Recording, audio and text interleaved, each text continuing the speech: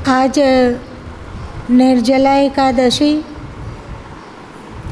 वैसे सभी एकादशियों का महत्व है, पर निर्जला एकादशी का महत्व अद्भुत है। सभी एकादशियों की रानी है ये निर्जला एकादशी। अपने आप में अत्यंत कीमती है निर्जला एकादशी। इसका कोई जोड़ का व्रत ढूंढना कठिन प्रतीत होता है।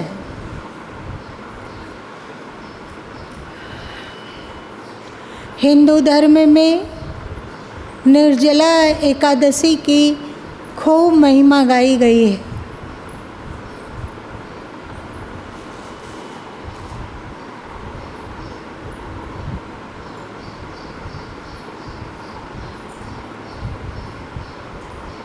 जैसे गंगा अद्वितीय है, गंगा का महत्व कोई कम नहीं है। गंगा कम पुण्यदायी नहीं है। यमुना भी बहुत कीमती है। यमुना कोई कम महत्वपूर्ण नहीं है। गंगा के किनारे जहाँ श्री राम ने वास लिया, वहीं यमुना श्री कृष्ण की कथा कहानियों से जुड़ा हुआ है। ये दोनों ही कीमती हैं, पर ये दोनों उस समय और अधिक कीमती हो जाते हैं जब संगम में इनका मिलन होता है। संगम, जिसे आप कहते हो त्रिवेणी संगम, वहाँ गुप्त रूप से सरस्वती का भी मिलन होता है। गंगा, यमुना और सरस्वती। गंगा, यमुना और सरस्वती तीनों ही अकेले अकेले भी बहुत कीमती हैं, पर जब ये तीनों मिल जाते हैं तब इनकी बात ही निराली है। वैसे ही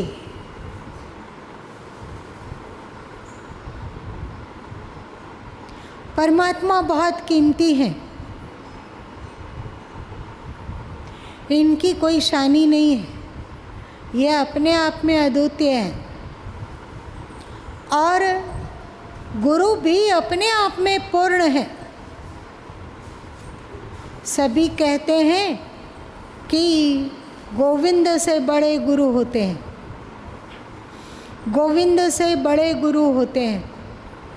गुरु भी कीमती हैं और गोविंद भी कीमती हैं, पर जहाँ इन दोनों की मुलाकात होती है, वो मुलाकात तो अत्यंत कीमती है। उसी तरह सभी एकादशियाँ कीमती हैं, पर इस निर्जला एकादशी में सद्गुरु कबीर साहब का आविर्भाव महोत्सव का संगम अद्वितीय है, भाव विभोर कर देने वाला है। और जहाँ गुरु हैं मतलब कबीर हैं, और जहाँ गोविंद हैं मतलब परमात्मा है, वहाँ सरस्वती ना हो ऐसा हो नहीं सकता है। खिले हुए पुष्प हो, मकरंद से भरे पराग हो, वहाँ भंवरे ना हो, तितलियाँ ना हो, ये बतलाता है कि आसपास का वातावरण प्रदूषित है। प्रदूषण के भार से वातावरण इतना भारी हो गया है, इस कारण तितलियाँ नहीं आ पाती हैं। चाहे भंवरे नहीं आते, चाहे मधुमक्खियाँ नहीं आती, वरना जहाँ सुगंध है वहाँ मधुमक्खियाँ आती ही आती हैं। उसी तरह जहाँ गुरु हो और गोविंद हो, दोनों का संगम हो रहा हो, वहाँ पर साधक वृंद सरस्वती की तरह अथवा भंवरे की तरह, मधुमक्खियों की तरह उपस्थित ना हो, ऐसा हो ही नहीं सकता। अगर ऐसा होता दिख रहा हो,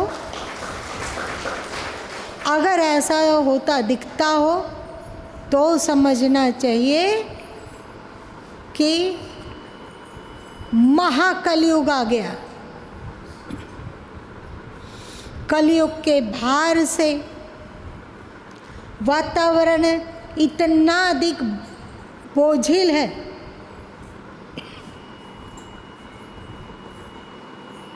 इतना अधिक बोझिल है, उस बोझिल वातावरण में साधक वृंद जुड़ नहीं पाते।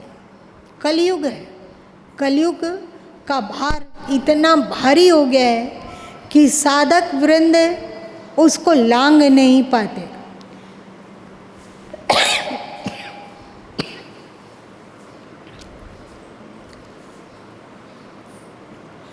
तो हम लोग के लिए सभी एकादशियाँ अत्यंत महत्वपूर्ण, पर एक ये एकादशी निर्जला एकादशी और सद्गुरु कबीर साहब का आविर्भाव, इन दोनों का संगम, ये एकादशी अत्यंत कीमती है, अत्यंत प्यारे।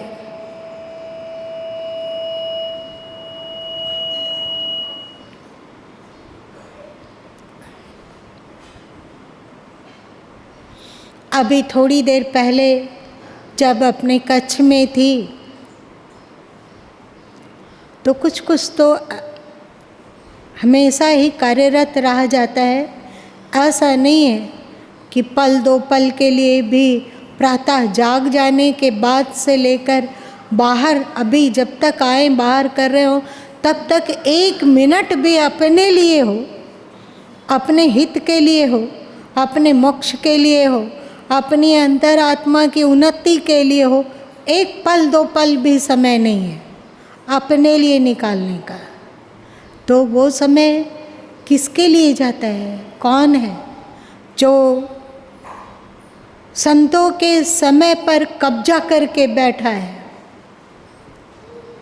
और वो है भक्तजनों का हित, साधक जनों का हित, देश का हित, धर्म का हित, साधकों का हित, भक्तों का हित।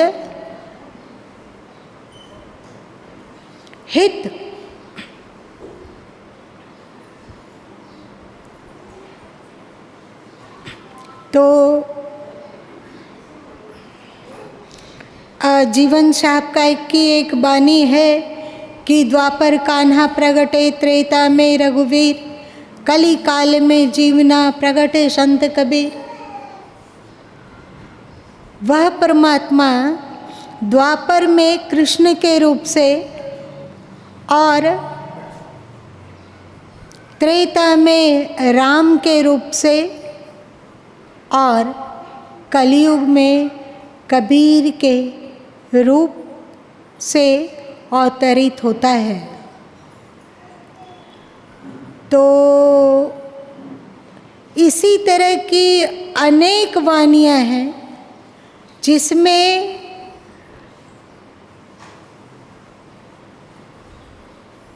अनेक संतों ने सद्गुरु कबीर साहब को साक्षात परमात्मा के रूप में स्मरण किया, वंदन किया, नमित हुए और उनका गुणानुवाद किया। तो कुछ ऐसा जिसमें सद्गुरु कबीर साहब का के बारे में संतगण बोले हों, तुम्हारे कॉपी में